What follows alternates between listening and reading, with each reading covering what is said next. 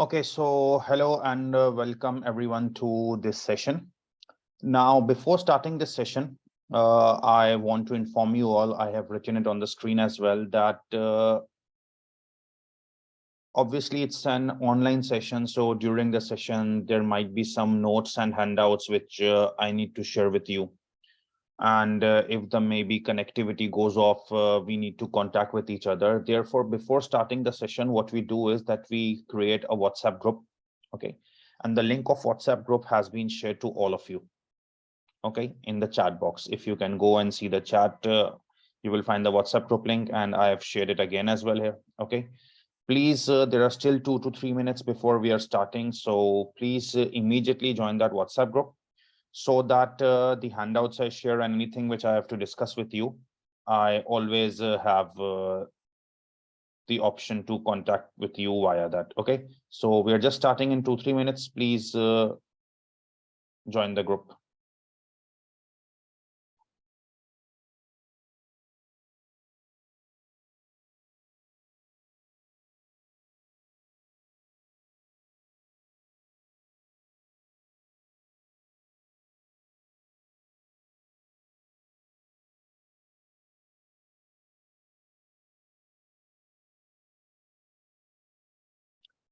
I'm reminding all of you again that I'm again sharing the WhatsApp group link in the chats.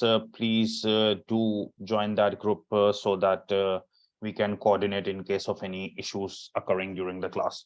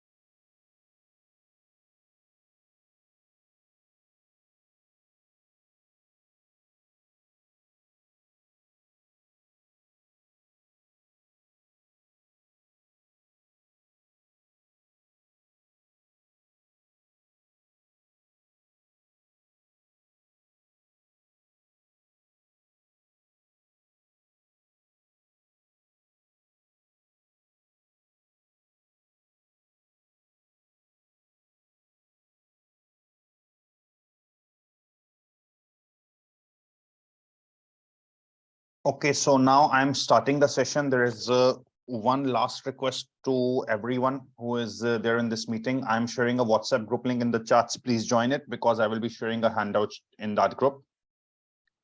Okay.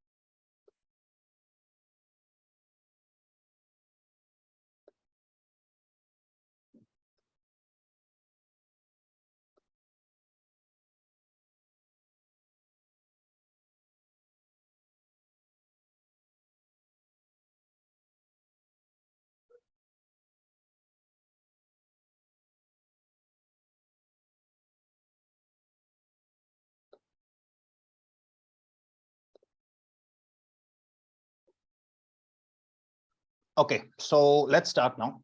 Now, what is the purpose of this webinar? First of all, I want to make this thing clear. You know that in F8 questions or F8 exam, there is always a genuine concern among students. Just a second, please.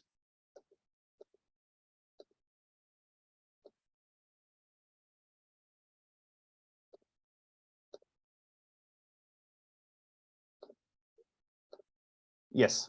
So I was saying that in audit exam, I've been teaching this exam since last many years. I always find a concern. Students share their feedback with me that we are very, very comfortable with the section B, that is of 70 marks, like 30 marks question, then 20 marks question, then 20 marks question.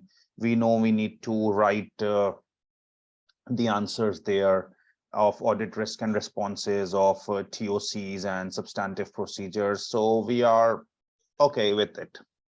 But students say that we face significant difficulties in section A, that is MTQs. Now, I am not that type of person who will say that no, students are underprepared. That's why they say this. The students' concern is very, very genuine when they say that they don't understand properly the section A. Why? Because section A is MTQs and ACCA has a policy that they do publish the long questions of the past papers, but they don't publish the MTQs section A, or they rarely publish. Okay, hardly there is one or two occasions they publish, otherwise they don't publish section A questions. So students have no idea or no past papers to find out that how MTQs come up in the exam. And when they don't have any idea that what are the past paper MTQs, obviously they are bound to suffer. Okay, they know how the past paper questions come off.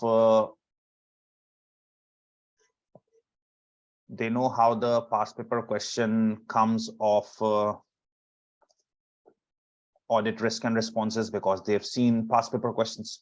Okay, they know how the past paper questions of TOC substantive come because they've seen past paper questions, but they haven't seen many past paper questions of MTQs section A. Therefore, they are usually afraid to answer them, that how they will answer the MTQ. So what I started to do is that before 1 week before the exam, like I think the examination is hardly 1 week or 10 days away.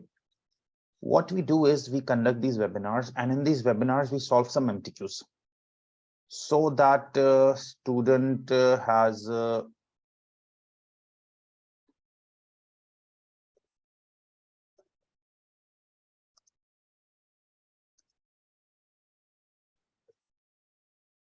so that student has a sort of revision as well, and he knows that okay, am I able to score good in MTQs or not? Okay, so we will continue this approach, and in today's webinar as well, I will be solving few MTQs with you so that you get a sound idea of how things would shape up and how MTQs are effective for you in the exam or not. Okay, we already teach some MTQ classes that are uploaded in our learning management system for those students who study from us. But for those who haven't studied from us, you can find these MTQ classes on my YouTube channel as well. And this is also an opportunity for you to learn some MTQs. Okay, so without wasting further time, I am starting the questions. The questions I will read are from a file which has been already shared on the WhatsApp group. So if you want to open the file from there, you can open the file from there as well. Alternatively, if you want to see from the screen, you can see from the screen. Okay.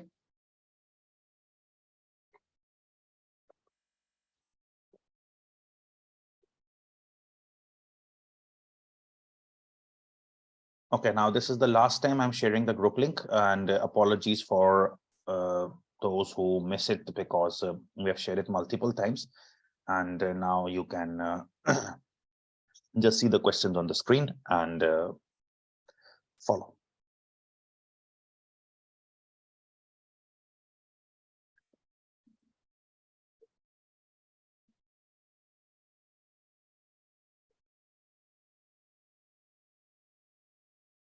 The file has just been shared again. And now I think we should just start.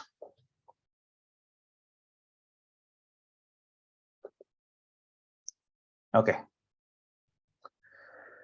The first MTQ of today's session. The MTQ states it is 1st July. Okay, so the date it is mentioning is now please don't disturb me again and again that send again, send again, send again. It's been 20 minutes since we are sharing the file in WhatsApp group. So now you have it on the screen. So please see it on the screen. We don't have time to share it again because people are waiting now. Okay, everyone joins late and then asks for the handouts. Okay, so now no more sharing and you can now focus on the screen. So the MTQ number 1 says that it is 1st July 2005. You are an audit manager at Doge & Company. Now, if you are an audit manager at Doge & Company, that means Doge & Company is the firm, right? You are the audit manager at Doge & Company, so Doge & Company is the audit firm. A medium-sized firm with several offices. As part of your role, you are responsible for undertaking procedures relating to acceptance of new clients. You are currently involved in acceptance of 4 new clients. Okay. It is 1st July. You are an audit manager at Doge & Company. So, okay, fine. You are the audit manager at Doge & Company. Doge & Company becomes the audit firm. A medium-sized firm with several offices. As part of your role, you are responsible for undertaking procedures relating to the acceptance of new clients. Okay, you are involved in acceptance of new clients. You are currently involved in acceptance of 4 new clients. So you are in the process of accepting 4 new clients. First is Bradgate Company. Bradgate Company has invited Doge Company to perform a limited assurance review of its financial statements. So Bradgate has invited Doge to perform a limited assurance review. You know, one was reasonable assurance, that was audit, limited assurance review of its financial statements. Doge and Company does not provide any other services to the company. Okay, so first client is Bradgate Company. They have invited us to perform a limited assurance review. Second is Trim Transport Company. The board of directors of Trim Transport Company have set target key performance indicators to assess the company's performance for the year ended 31st March 2005.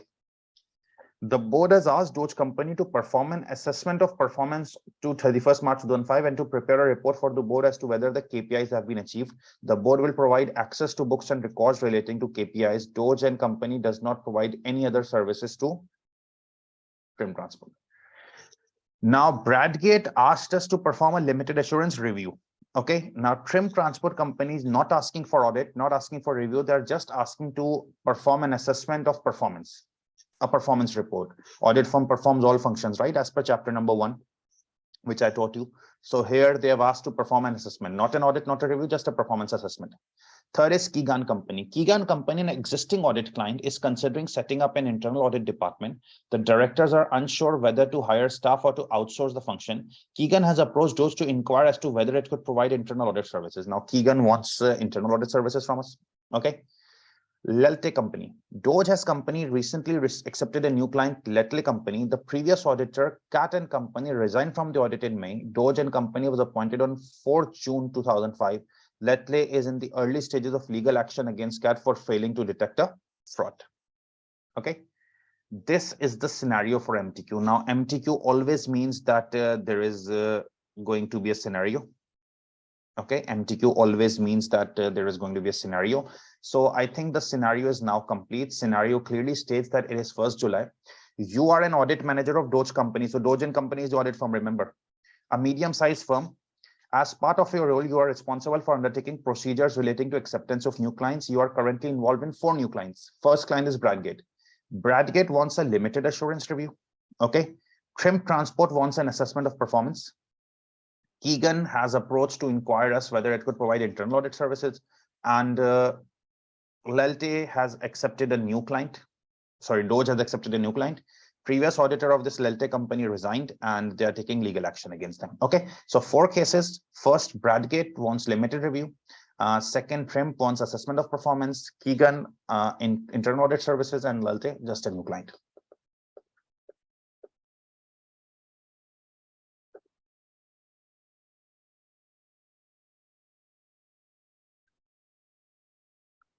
Okay.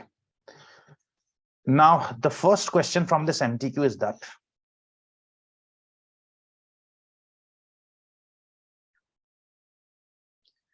An assurance engagement can provide limited assurance or reasonable assurance, right? Do you agree with this? Yes. That an assurance engagement can either provide limited assurance or reasonable assurance. Yes, that's definitely true. That assurance engagement either provides limited assurance or it provides a reasonable assurance. Okay. Indicate by clicking on the relevant boxes in the table below whether each of the following statements is true of limited assurance, reasonable assurance, or both. So indicate by ticking on the boxes whether each of the following statements is true for limited assurance, reasonable assurance, or both. There are 4 statements, and it is asking indicate by clicking whether each statement is true for limited or reasonable or both. An audit is an example of this type of assurance engagement. Audit is an example of this type of assurance engagement, limited, reasonable, both. So tell me, audit is an example of what type of assurance engagement? Limited, reasonable, or both? So we all know that audit is an example of reasonable assurance. Very good. Okay. Second statement, it provides a lower level of assurance. The second statement is it provides a lower level of assurance. Okay. Limited, reasonable, both. Which provides a lower level of assurance? Limited, reasonable, or both? Both don't provide lower assurance. Okay. Reasonable doesn't also mean low level of assurance. A limited assurance is a low level of assurance. So this is limited. Okay.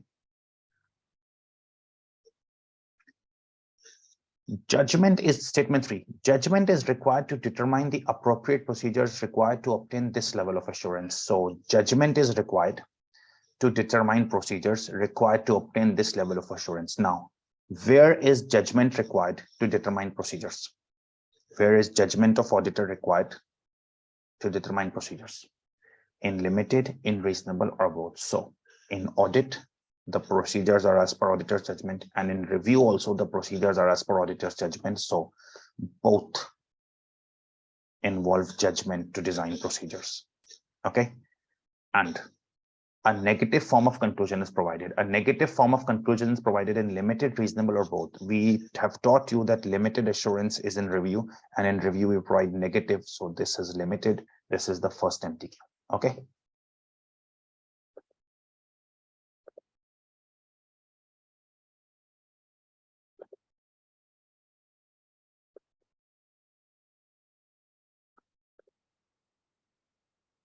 The third one is judgment is required to determine procedures. So where do you apply judgment to determine procedures? Is judgment required only in audit? Is judgment required only in review? No, judgment is required in audit as well as review. No, Nishi, you're absolutely wrong here. Reasonable assurance is never given in negative form. It's always in positive form.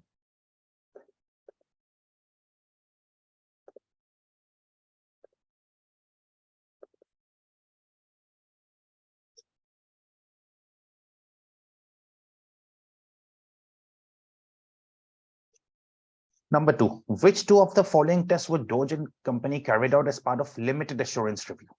So which 2 of the following tests would be carried out by the firm as part of limited assurance? Okay. So which 2 of the following tests would Doge and company carried out as part of limited assurance? As part of limited assurance review, not an audit, as part of review. Which 2 of the following tests would carried out? Inquire of management as to large and unusual outcomes, perform analytical procedures, perform test of controls, and perform extensive tests of details. Extensive test of details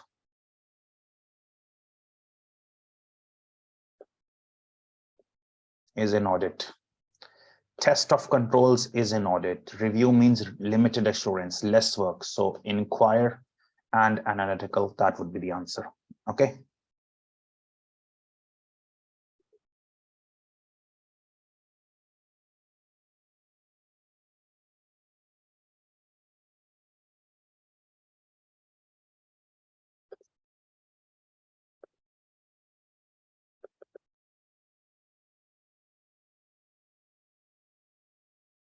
Okay, the IAASB framework for assurance engagement requires certain elements to be present in every engagement. So IAASB framework requires certain elements to be present in every assurance engagement. Remember the crest.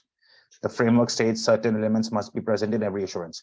Which of the elements required by the framework is not present in respect of the proposed engagement for trim transport? Which elements required by the framework is not present in respect of the proposed engagement for trim transport company? So the framework states that there are certain elements in every assurance: criteria, okay, report, evidence, subject matter, and tri-party relations. So which elements is not present in trim transport? Why was trim transport? What was trim transport willing to do with us? Trim transport was only willing to hire us for performance assessment. Remember, trim transport was not there for audit or review. It was only for performance assessment.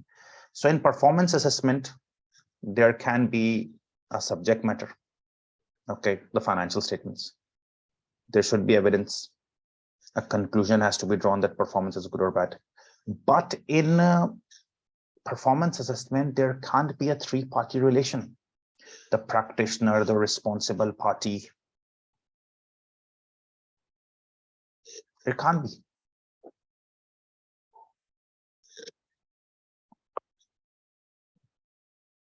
Because if there is audit, there is management, responsible party, okay? There is a shareholder for whom we are doing. There is auditor, the practitioner, okay? In review also there is three parties, but in performance assessment, we just go and assess their performance. There can't be three parties, okay? So the correct answer for this is going to be A.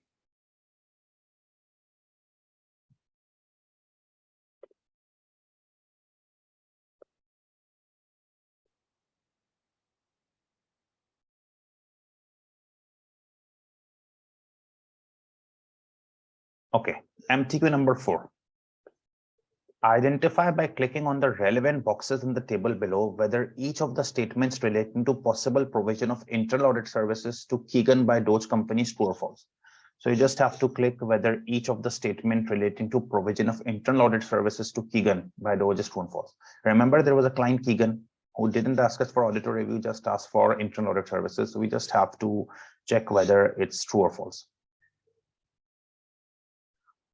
The risk of Doge Company assuming management responsibility would be reduced by using a separate team of staff who are not involved in external audit. Doge should consider whether Keegan has appointed a responsible official to oversee internal audit activities. The materiality of the financial statements amount affected by the internal audit services should be considered when evaluating the significance of any self-review threat. Okay. Now, basically, as we talk about this particular question, statement 2 is very, very easy. Doge should consider whether Keegan has appointed a responsible official to oversee internal audit activities. Yes, Doge, the audit firm, should check whether there is a responsible person to oversee internal audit activities, because then only they can rely on the work of internal audit. So this seems to be true. Next one is also easy.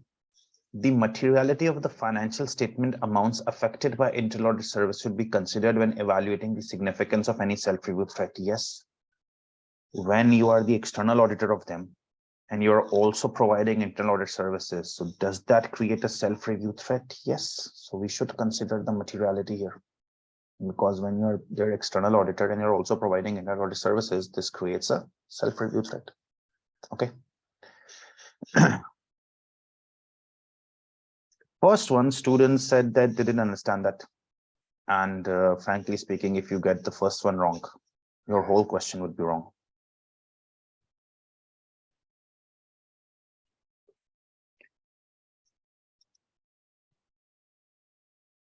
First statement, please understand. The risk of Doge Company assuming management responsibility would be reduced by using a separate team of staff who are not involved in external audit. This is something taught to you in the class, that when you are doing internal audit services as well, and you are the external auditor as well, you use separate teams, Chinese wall concept. So the risk of Doge Company assuming management responsibility would be reduced by using a separate team of staff who are not involved in external audit. If you use a separate team, the risk would be reduced. Okay, it seems true. that the risk would be reduced by using a separate team. But the risk, ethical risk, self-review risk reduces. The risk of management responsibility doesn't get reduced. So this statement is false. Now, according to examiner comments, this MTQ is an examination MTQ, right? According to examiner comments, many students did second statement correct, third statement correct, but they missed the first one. They also mentioned true and lost 2 marks because just because of 2 words, the statement is true and false difference.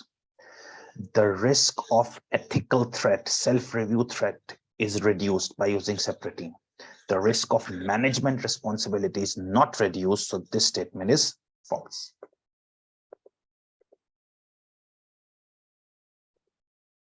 Had it been written, the risk of self-review instead of here would be reduced by using separate team, then you were right. But risk of responsibility is not reduced. The responsibility is always there to remain.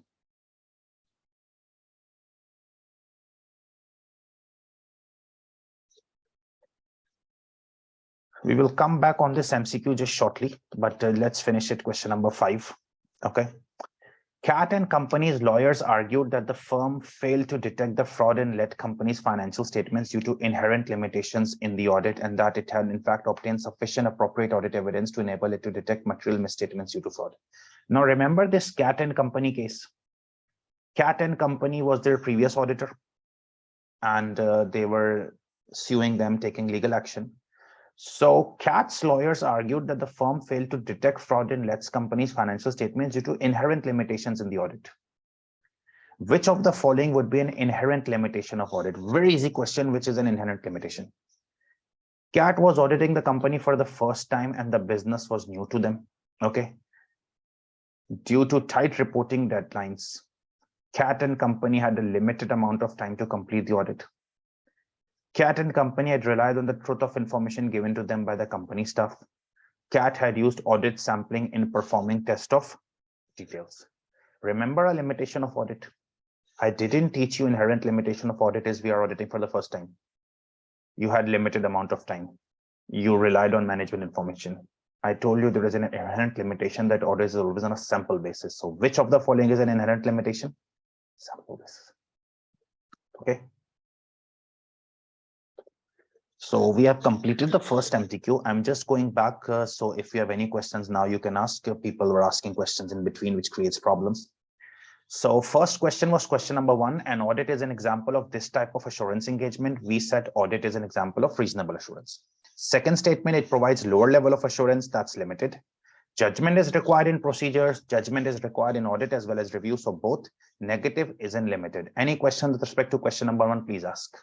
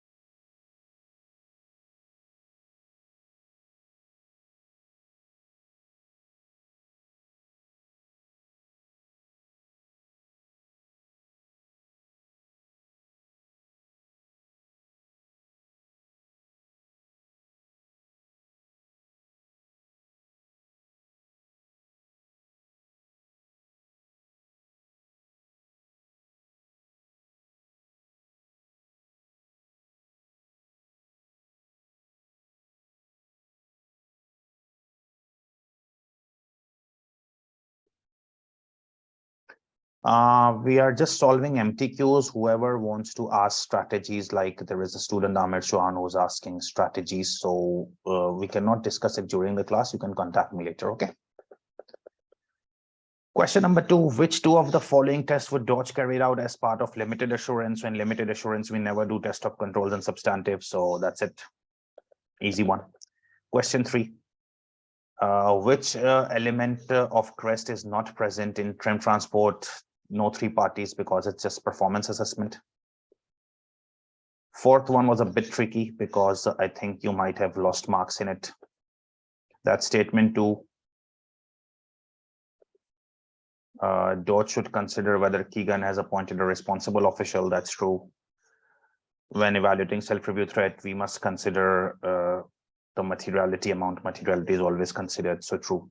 The risk of self-review is reduced by using separate team. That's correct. But risk of responsibility is reduced. It doesn't mean if I appoint separate teams for audit, my responsibility goes down. That's not the case. And in 5, it's a very easy question, limitation of audit, that was on sample basis. Okay. Any question with respect to question number 1, please ask, then I will move to question 2.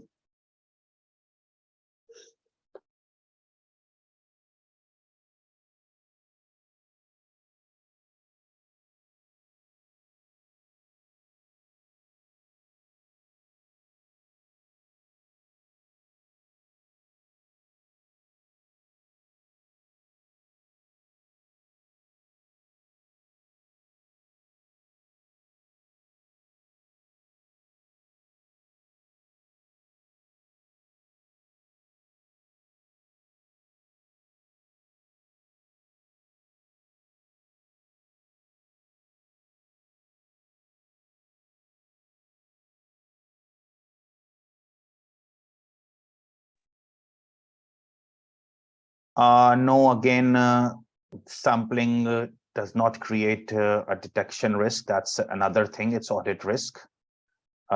Inherent risk and inherent limitations are two separate things. You are mixing them with inherent risk, so that's wrong. This is asking inherent limitation. It's chapter number 1.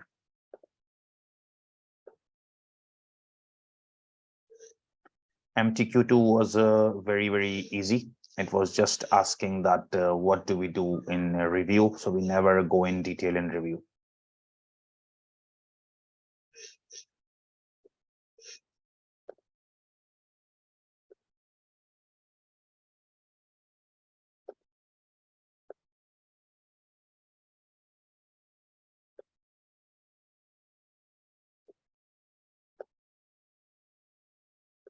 Okay.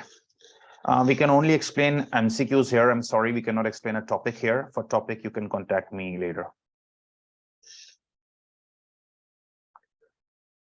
MTQ number 2.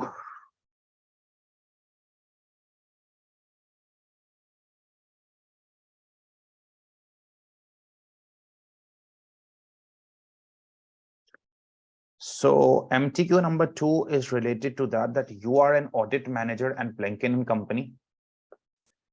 Okay, and the audit of Samsung is nearly complete. So you are an audit manager at Blanken and Company. So again, Blanken Company is the audit firm. You are an audit manager at Blanken, that's the audit firm. And the audit of Samsung is nearly complete. So Samsung is your client.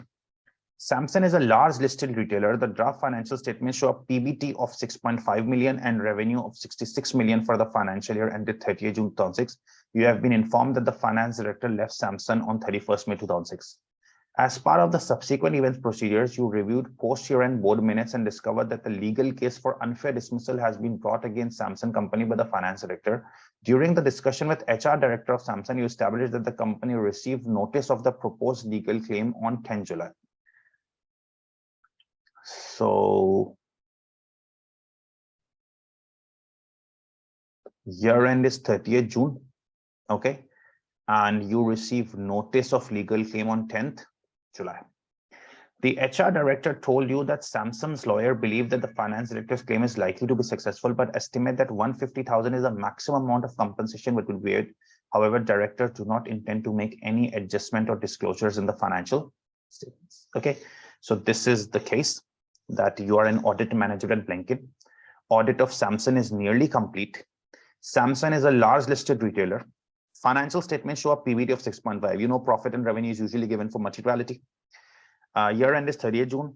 Finance director left on 31st May.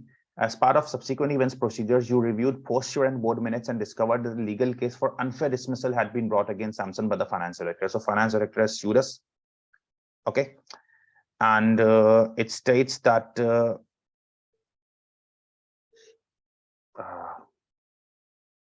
HR director is saying that you received notice after the year end, 10 July.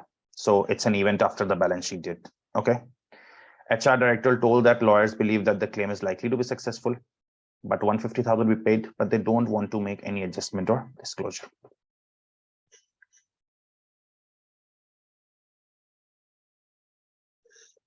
So MTQ1. Subsequent event procedure should be performed between date of financial statements and which date? The date of audit work for subsequent events performed, the date of approval of financial statements, date of audit report, date financial statements are issued. So I have taught you subsequent events are performed between date of financial statements, the year end, and the date of audit report. Okay, so the correct answer would be option 3. There is no logic for this because it's very clear that subsequent events, even I have written in my classes that the date of financial statements and the date of audit report. Because once audit report is issued, then subsequent events doesn't come.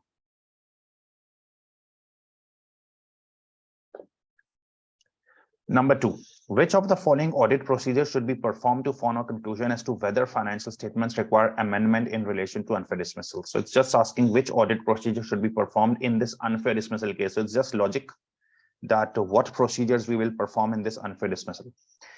Inspect relevant correspondence with Samson's lawyers. Okay. Write to the finance director to confirm the level of damages.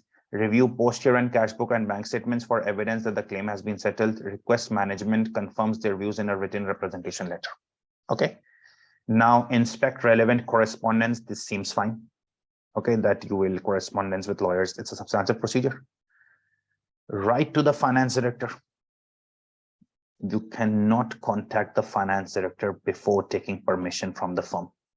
You cannot contact any party. Okay. Review post-year and cash book and bank statement. This is also a substantive procedure. Request management a representation letter, written representation. This is also a procedure. So if 2 is wrong, I think many options go back. Option C is correct. Okay. Any questions in this 2, please ask. Then I will move forward.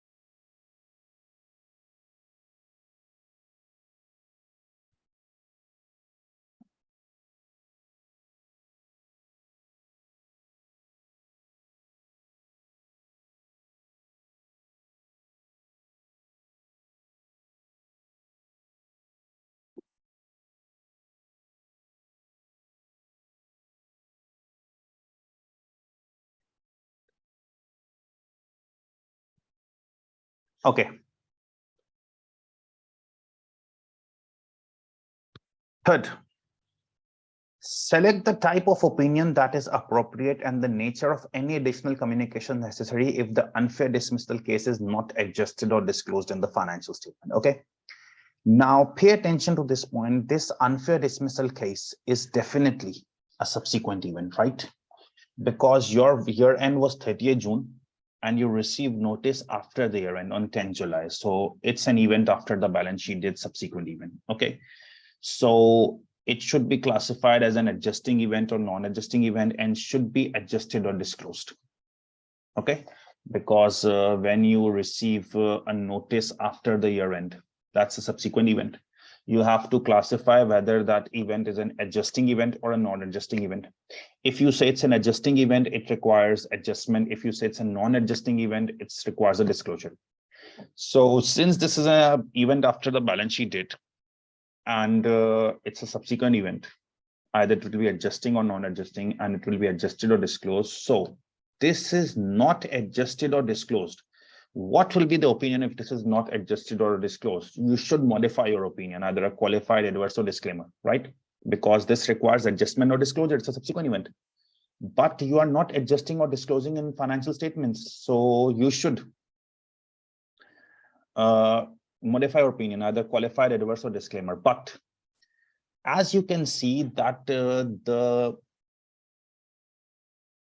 case amount is 150,000. Okay. Before giving any opinion, whether it's a qualified, adverse, or disclaimer, you need to check materiality as well. People rush toward writing that this is a qualified opinion or adverse opinion. Okay, but you should calculate materiality as well. It's 150,000 amount, the issue. And I think the profit is 6.5 million. So it hardly makes up 2 or 3%. 150,000, that is 0.15 million divided by the profit, that just 6.5 million. Okay, so 0.15 divided by 6.5, it's 2.3%. It's immaterial, so the opinion is going to be unmodified.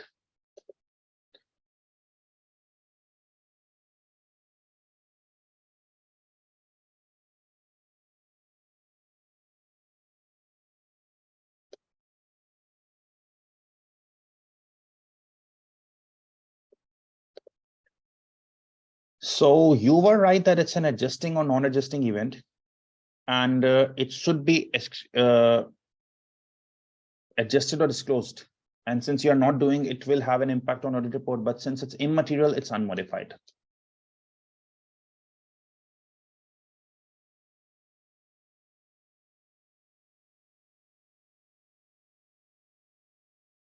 तो इसका मतलब है कि अब sequence बिल्कुल perfect हो गई ना, सब में ना फ्लो होने का सीक्वेंस हो जाए।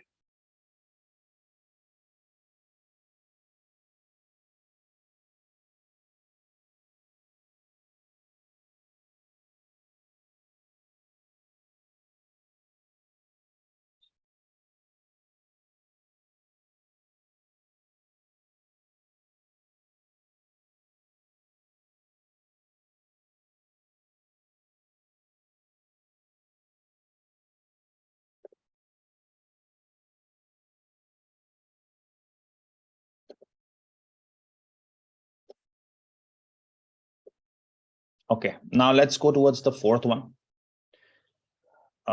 You are drafting the audit report for Samsung, and the audit engagement partner has reminded you that as Samsung is a listed company, the report will need to reflect the requirements of ISO 701, communicating key audit matters in the independent audit report.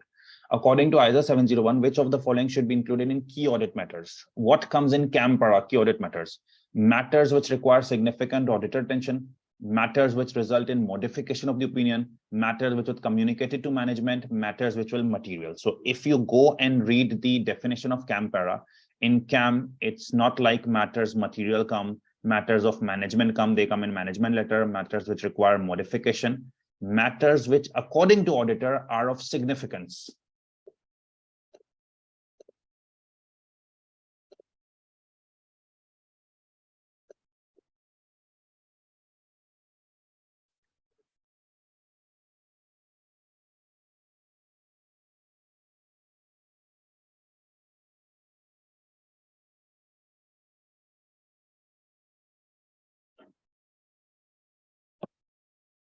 Okay.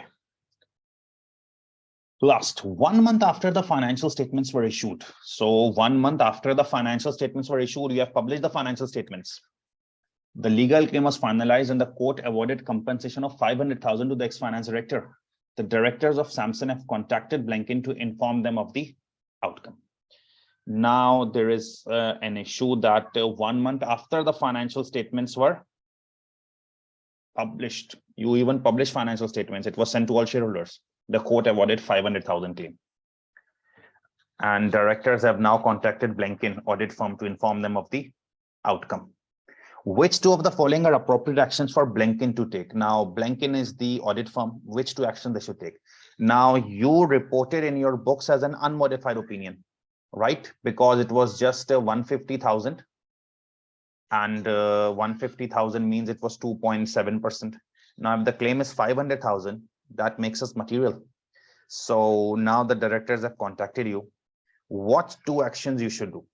Remember, if anything is done after the financial statements are issued, you know this topic that auditors now have a passive responsibility because the financial statements have been issued, the report has been signed. So now they have a passive responsibility. They need to contact management and tell them how they intend to address the matter. Okay.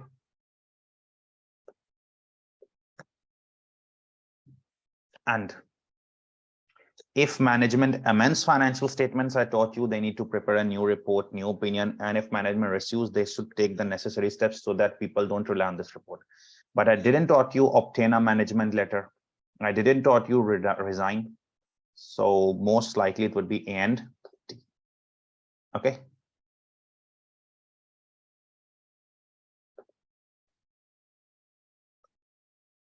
So just go through question number MTQ number 2 again. If you have any queries in MTQ number 2, subsequent events between date of audit report and financial statements. Number 2, which procedure did performed? Right to finance director, not allowed. And 3, 4, 5.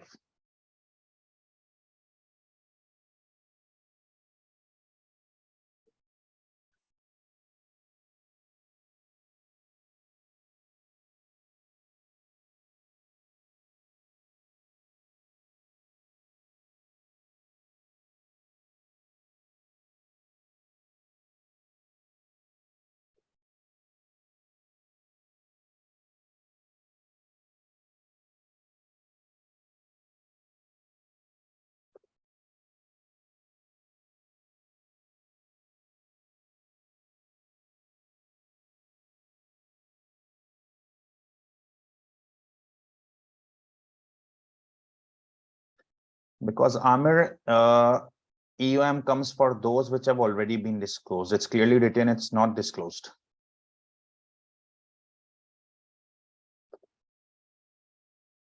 There is no choice, Musawwar, apart from no additional communication. There is no such option.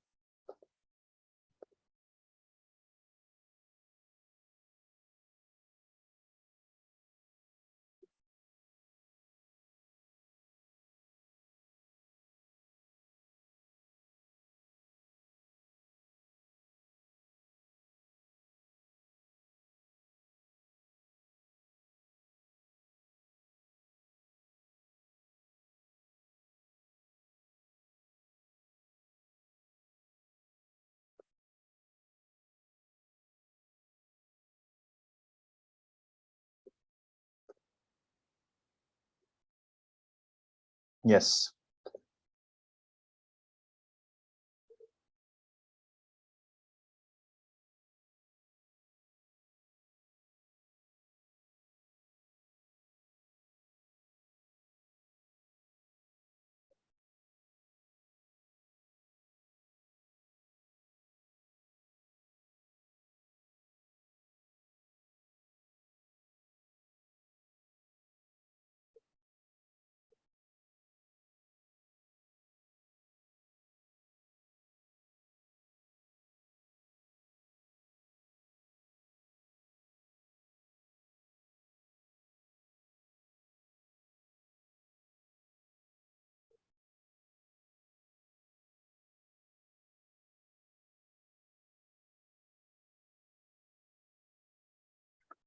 Okay, now the third MTQ which we are doing in today's session.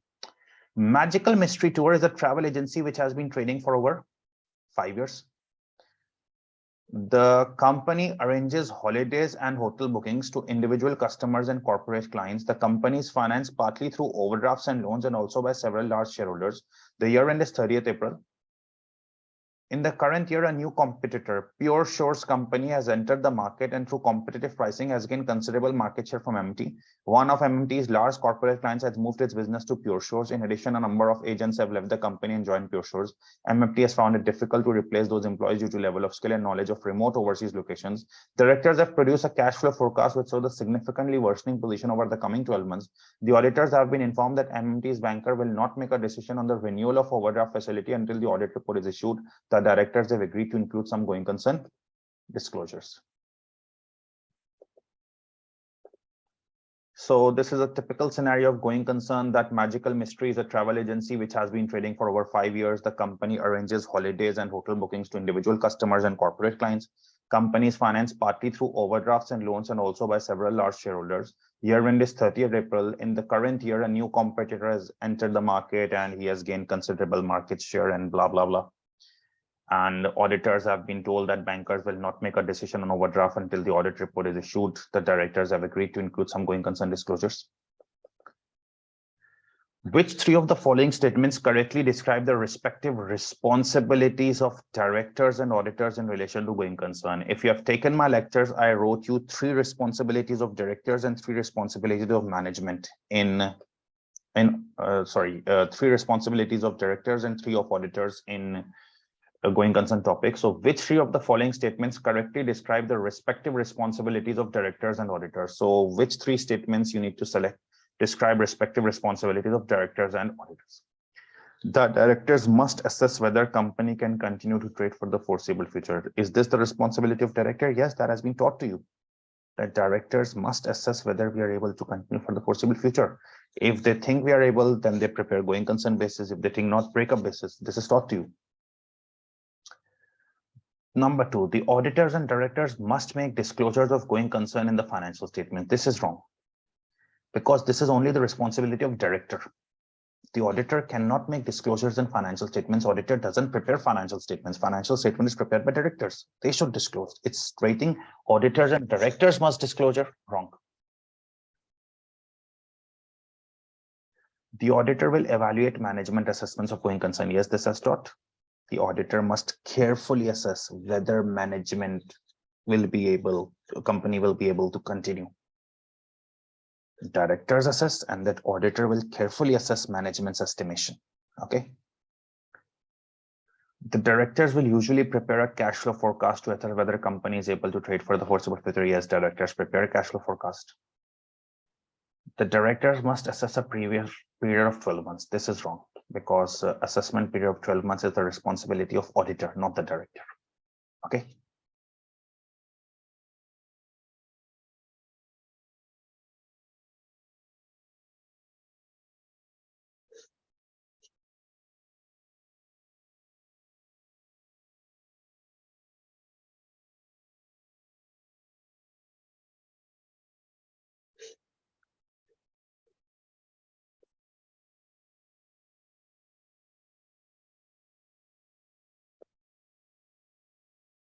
The directors prepare a cash flow forecast.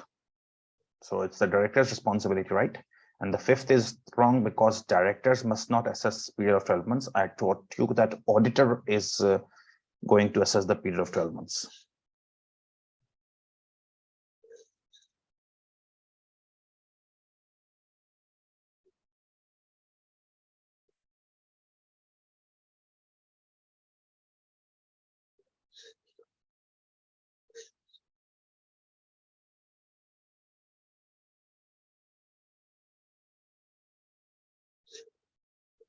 Number 2, which 3 of the following procedures should be performed to assess the uncertainty arising in relation to overdraft renewal? Now, overdraft is not being renewed. So which 3 procedures should be performed to assess the uncertainty arising in relation to overdraft? Calculate key ratios to identify possible financial problems in relation to overdraft. You cannot calculate any ratios. Like if you can explain what is the ratio with respect to overdraft?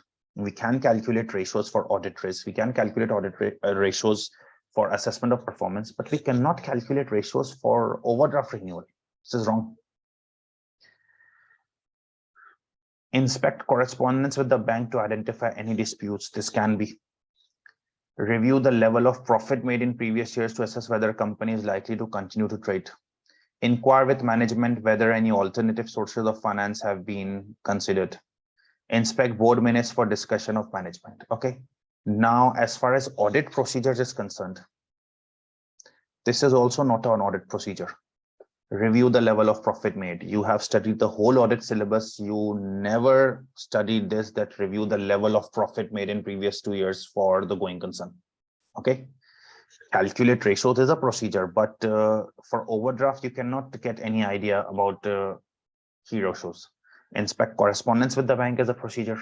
Inquire with management is a procedure. Inspect board minutes is a procedure. Review profits is not a procedure, never taught to you.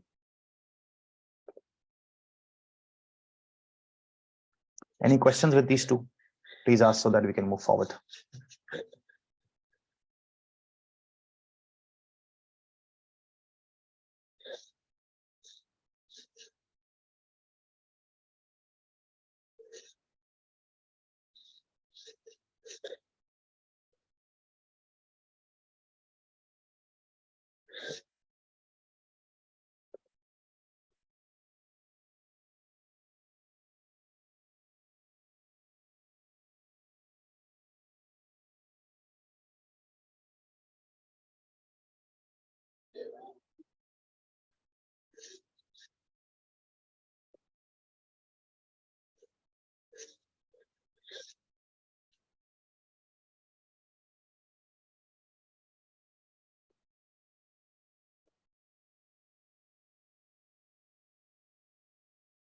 Okay, now just a short challenge for all of you.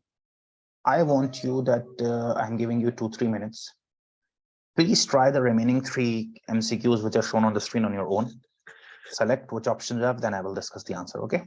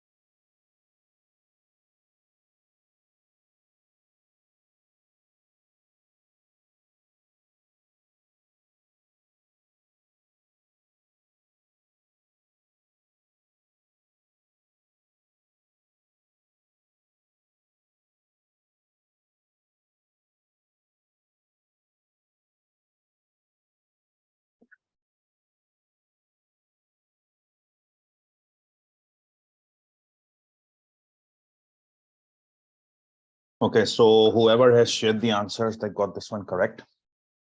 What will be the impact of audit report in following circumstances? If adequate disclosure of going concern uncertainties is made. So if there is adequate disclosure, you give an unmodified opinion, but there is a going concern paragraph, right? But if adequate disclosure is not made, then opinion has to be modified. Okay. Number 4, under which circumstances should a company not prepare financial statements on breakup basis?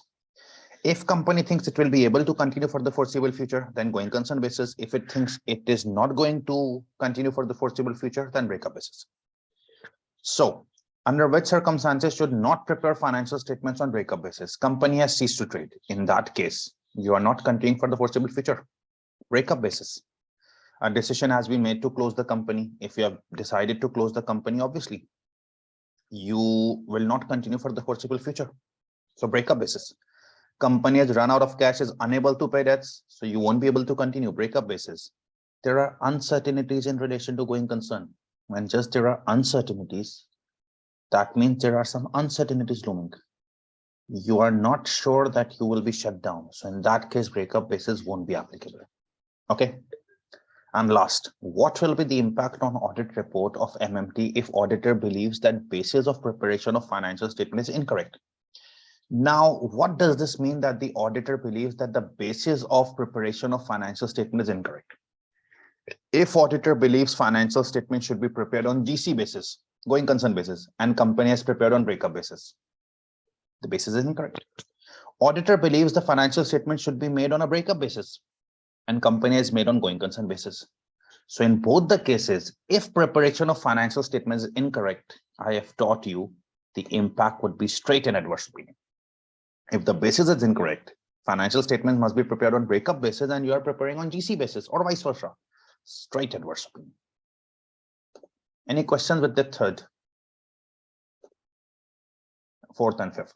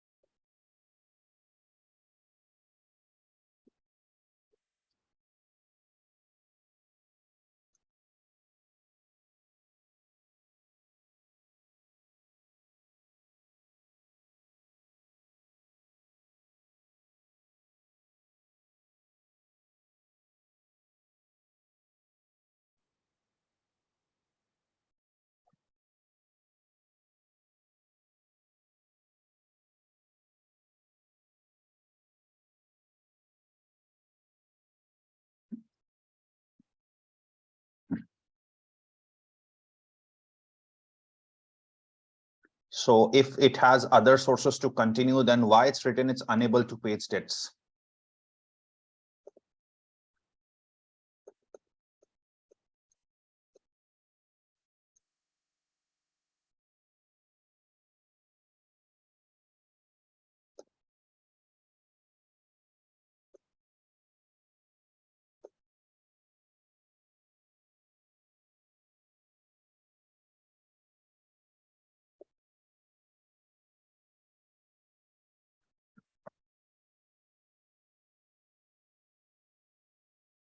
Now, fourth MTQ of today.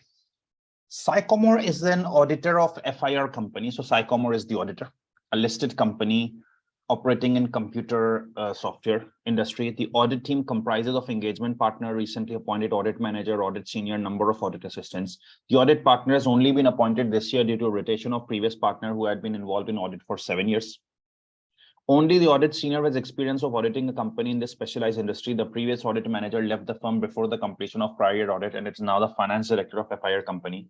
The finance director and new audit manager are good friends. So too many, I think, audit risk scenarios here. Ethical risk scenarios here, sorry. Sycamore is the auditor of FIR. It's a listed company operating in computer software industry. Audit team comprises of engagement partner, recently appointed audit manager, audit senior, number of assistants. Audit partner has only the appointment this year because previous partner got rotated. Audit senior only has the experience of auditing a company in this industry. Previous audit manager left the firm before the completion of audit and is now the finance director of FIR. Finance director and the new audit manager are good friends. Board of FIR has asked if Sycamore can take some additional work and have asked for the following additional non-audit services: maintenance of payroll, assistance with selection of new NED, tax services, okay, where Sycamore would liaise with the tax authority. This is what firms usually do, okay. That FIR company has asked the audit firm that please provide us help in maintenance of records of payroll. Please help us in finding a new finance director, and please provide us tax services. Sycamore has identified that the current year fees to be received from FIR for audit and other services will represent 16% of the total fee income and total 15.5% in the prior year. Audit partner is asked you to consider what can be done in relation to this self-interest threat. Remember that 15% above threshold is always a self-interest threat. Okay.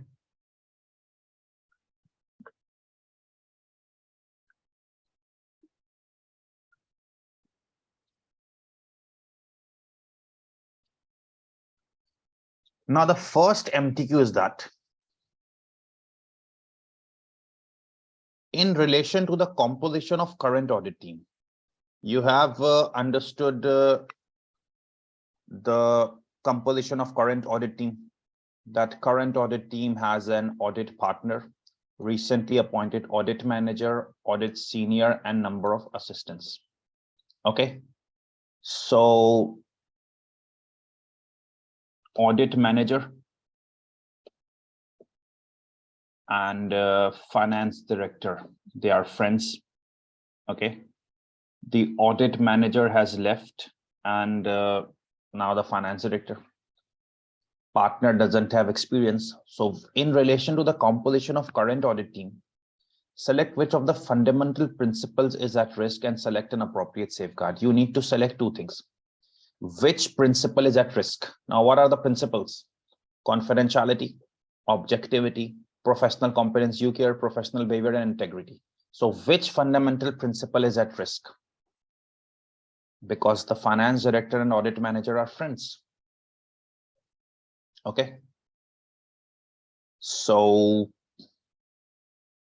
this is something dangerous, and audit manager has left the firm, and the new audit manager is new.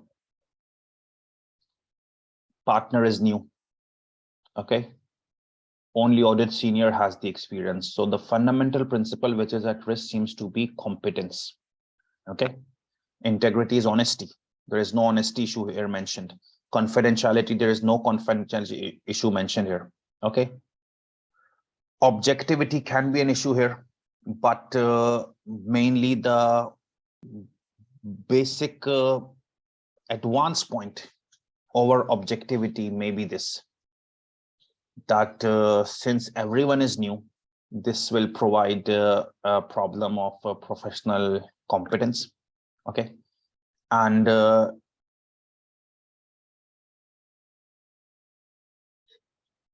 what should be the safeguard for professional competence? Provide training.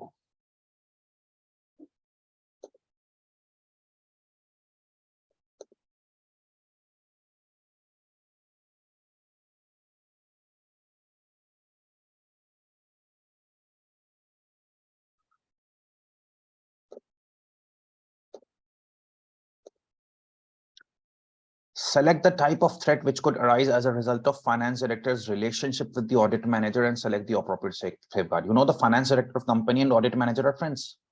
So which type of threat would arise and safeguard? So if a finance director and audit manager are friends, this creates a familiarity threat, right? And what should be the safeguard? The firm should resign. Finance director must not have contact, or different audit manager should be appointed. This seems reasonable. Okay. Any questions with first two, please ask.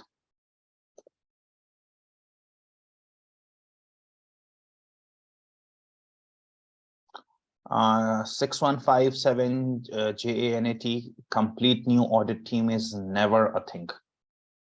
because it incurs significant cost. This is never done. This is never a safeguard that completely changes the whole team. You might have studied, change the partner, change the manager, but completely change team, not possible.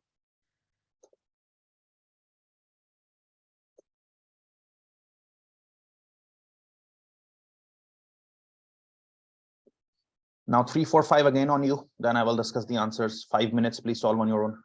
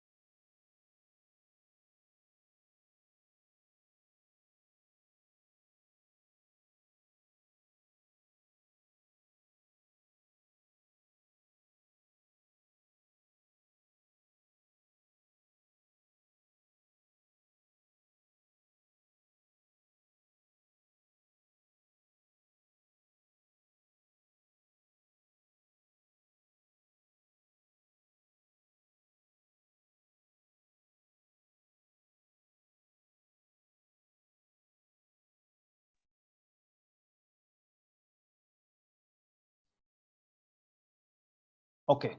Ignoring the potential effect on total fee level. So for that question, ignore the potential effect on fee levels. So when there is a fee issue, it's also self-interested, but ignore this effect on fees. Identify threats to independence from providing non-audit services.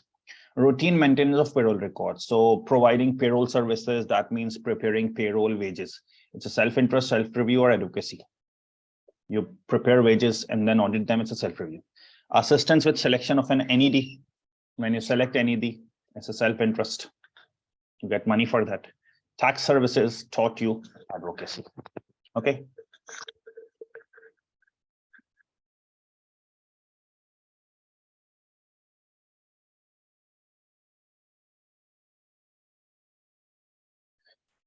Number 4, which of the following safeguards would not be relevant in mitigating the threat identified in relation to fees? So fees is a self-interest threat, right? And in self-interest threat, you never use separate audit teams. This is only in self-review. Fees is self-interest threat, of which safeguards would not be relevant, separate teams. It's not relevant for self-interest, okay? During the course of audit of FIR, a suspicious cash transfer has been identified. The audit team has reported this to relevant firm representative as a potential money laundering transaction. Which of the following statements is true regarding the confidentiality of this information?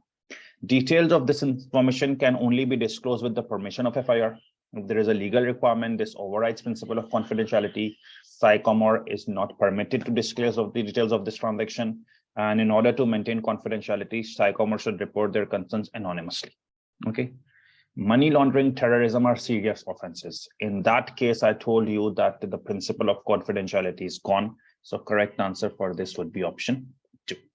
Okay. So I think you can evaluate yourself that how well you are prepared for these MTQs. Okay. So I hope you enjoyed it. We are ending the session now. If you have any questions, you can ask me privately. Thank you very much.